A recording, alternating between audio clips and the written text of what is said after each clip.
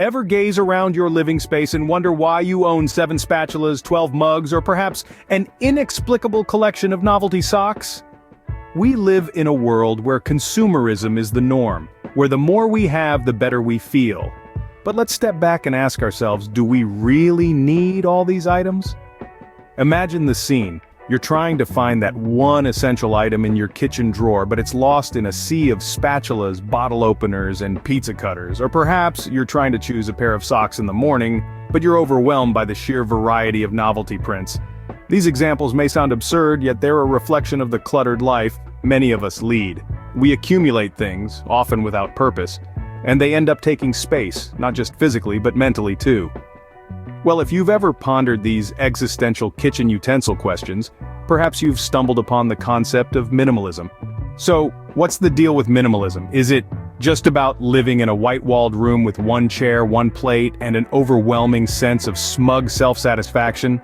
Well, not exactly. It's a common misconception that minimalism is all about stripping your life down to the bare necessities. But really, it's about much more than that. Minimalism is about intentional living. It's about making conscious decisions about what you allow into your life and what you choose to let go. Imagine a life where every possession you own brings you joy, where each item has a purpose and a place. That's the essence of minimalism. It's not about deprivation, it's about liberation. It's about freeing yourself from the clutches of consumerism and finding joy in fewer possessions. So, minimalism isn't about owning less for the sake of owning less, it's about owning less to live more. But why should you consider minimalism? What's in it for you apart from less dusting? Well, as it turns out, there's a whole lot to gain from this seemingly simple lifestyle. One of the biggest benefits is financial freedom. When you stop buying things you don't need, you'll notice your wallet getting fatter. Instead of spending on the latest gadgets, fashion trends, or home decor, you're saving for experiences, emergencies, or that dream vacation. But there's more to minimalism than just money matters. It's about cutting down the stress in your life. How many times have you spent hours searching for something in a pile of clutter? With minimalism, you have less stuff, which means less mess and less stress. It's as simple as that. And let's not forget about time. When you're not constantly cleaning, organizing, or shopping, you suddenly have a lot more time on your hands. Time for hobbies, for friends, for family, for yourself. The things that truly matter.